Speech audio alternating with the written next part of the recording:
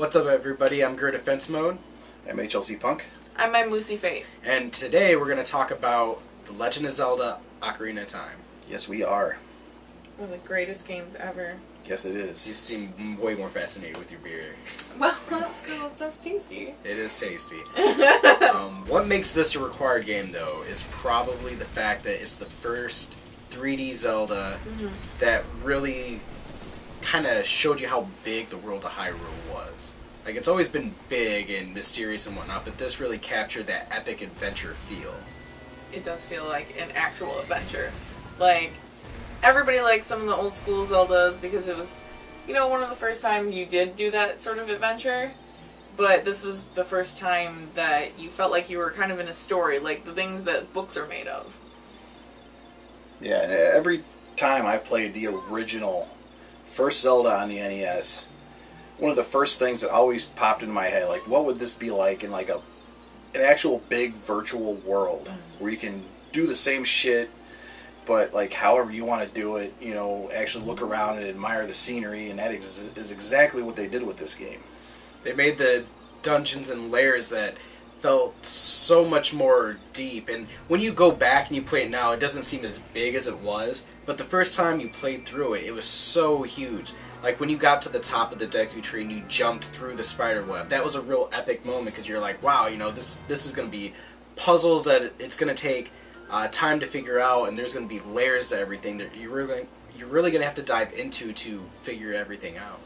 I think, like, the fighting system and stuff took the original idea of having to, do different things, but it made it in a 3D world that made you feel, and still to this day when you're adventuring, it still makes you feel like you're an actual adventurer. You're actually, like, doing something. You're not just going through and hitting stuff, Well, there's tons of secrets in the world. The best part about Zelda is you have the sense of, there's something here, but I can't get it now. So I'm going to be coming back here later to get it once I find a better item.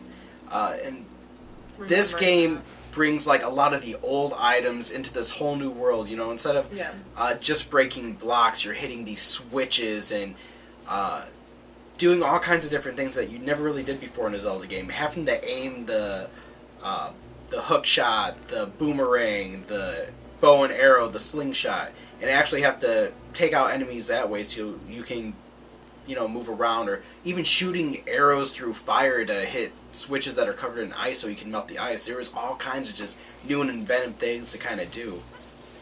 And there's just a lot of content to it. Like, I spent forever searching the land of Hyrule in this game. Like, I spent all my time when I was in 5th or 6th grade is when this came out, and it was just amazing. Like, I couldn't stop discovering things. There's just all kinds of stuff everywhere. And one of the really good things is how the boss battles transverse from 2D to 3D. Yeah. This is probably one of the games that redefined boss battles in 3D. Like, there's hardly any games before it that has made it so satisfactory as this game has. Like, the strategies you have to come up with is like a completely new idea than you ever had to think of before when you're playing like a 2D game kind of like this. Yeah, you find the item, and you're going to have to use this item for the boss, but it's a matter of, like, how am I going to go about using the item? The entire game, and, from Zelda in the beginning and even until now, has always been a strategic adventure game. I think putting the 3D allowed them to sort of really delve into that realm of what they wanted to do with the strategy. Then they went there with kind of how you're going to go about it. You had the sword, you had the shield, and you could use them in a variety of ways. Being able to make your characters backflip out of danger or sidestep out of danger.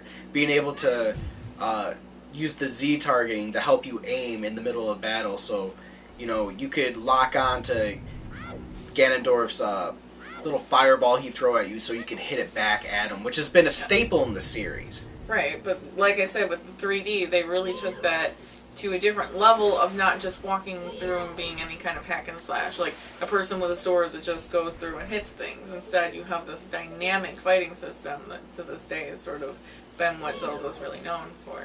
Yeah. Not to mention, the characters and the story in this game are unforgettable. Some of the Really, characters really you meet, you'll never forget in a million years. Yeah, it added a lot of depth to some characters who were already characters in the Zelda series that you kind of saw before, but they didn't really do anything with them. Like, Impa was much more relevant in this story, in the sense of, like, she taught you a song on the Ocarina that would get you into secret little areas and stuff, and who else was here? I mean, there's just a lot of characters that they just made.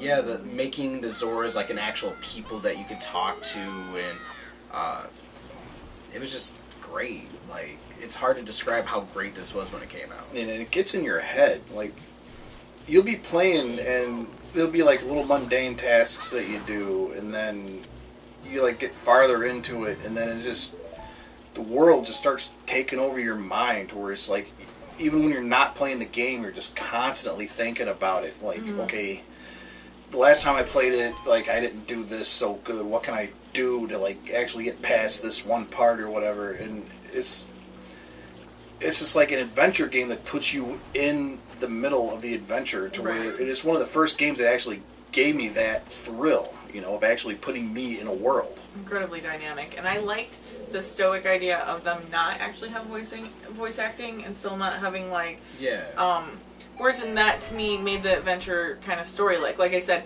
it was like that adventure where you thought it was a book. Like, it felt like the novels you've opened, the things, the adventures you've always experienced and wanted to see, it was for the first time in a video game. Yeah, I like voice acting in games, but this game is actually better without it. It makes you kind of more personal with what's going on, and actually put you in a part of it, and you're just thinking in your head, you know, what they're actually talking about or what they're thinking about without them actually having to say anything, you know. Right, and Link's a silent hero, which makes you feel more like the hero, because he's a character, but at the same time he's like this mold, just this empty sort of shell of what you want him to sort of be.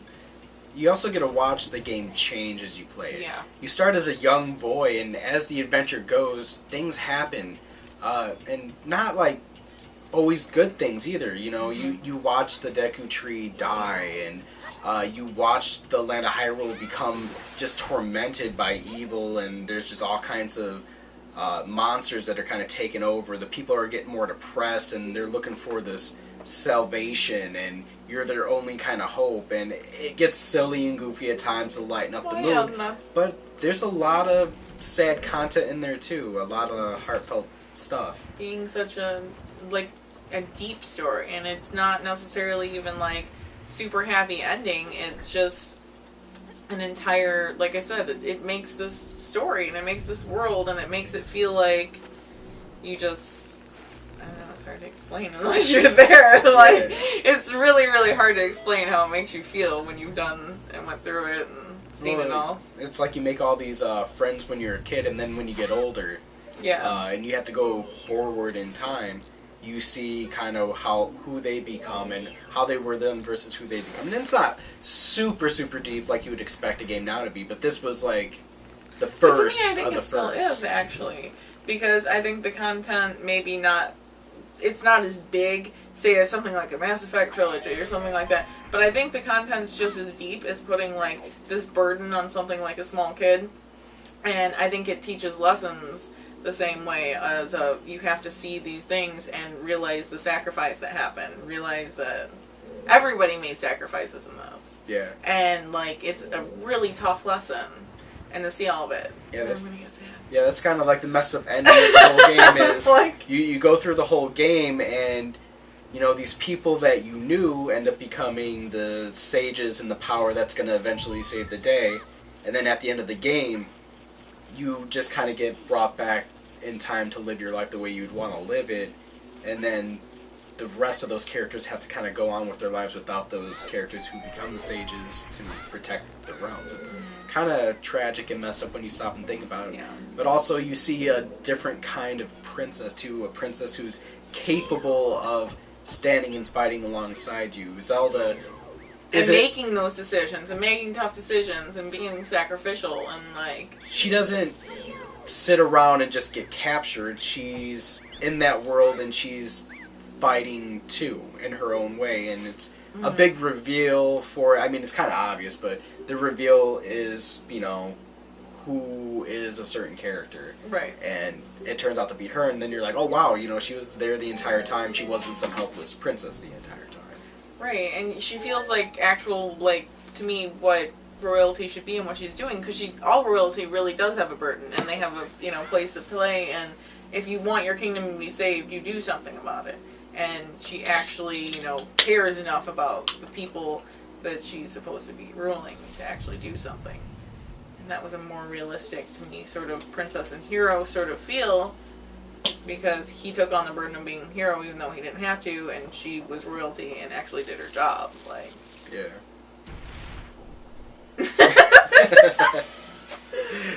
Getting deep in here. Deep, Harold. Yeah, I'm getting deep into my beer. Yeah.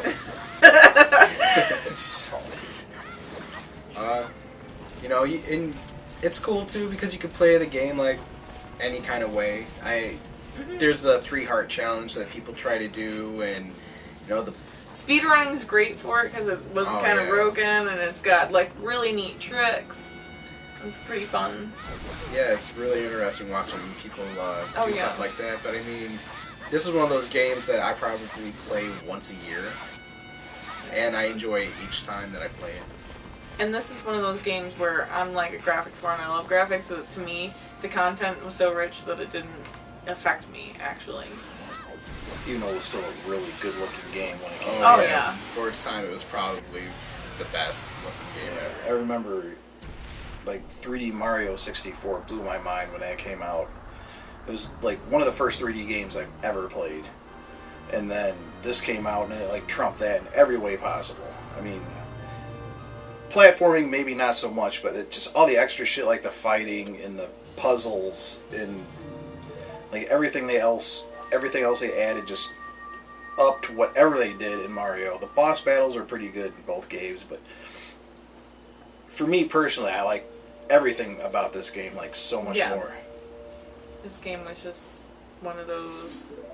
Yeah, it's, for me, it's potentially like the greatest game ever made. It's like the required game. It's, like, in my opinion, it's like the required game. If you miss this game and like you play any Zelda after it, and Zeldas are really, really good usually. Yeah. But this game really set a bar that's been really hard to crack. Mm-hmm. And actually, some people.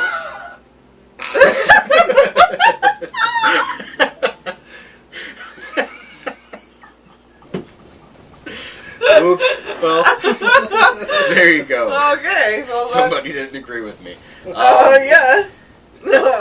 But I was going to say some people would argue this and Majora's Mask, but I mean, and I think they're almost equally good games, but this came first and sort of set that groundbreaking idea. The dungeons, the art style, and the music. The music in this game is incredible, and I think that's the biggest thing too, is the idea that you can... Oh, I love Majora's Mask music, but I mean, I think there's a lot more going on in this.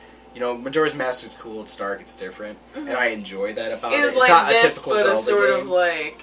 But the dungeons don't hold up like the dungeons in this game, and the boss battles don't hold up like the boss battles in this game.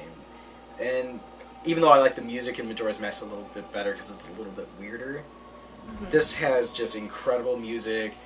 Being able to play the ocarina and make up your own songs and stuff just for fun, like who didn't do that? Who didn't really sit cool. there and try to play different stuff on the ocarina? That was great.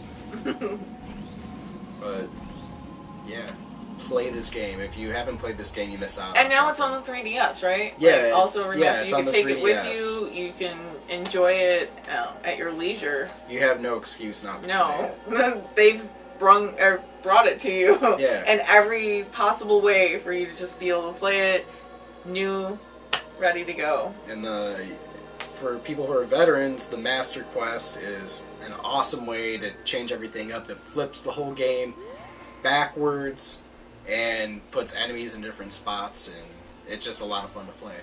It's a worthwhile investment to just get it on your handheld and give it a try. Just If you've never played it. don't bother getting 100 Skulltulas. It's not It worth looks your good time. in the 3D, right? Oh, it looks great in 3D. But Yeah, so if you do like graphics and stuff, they...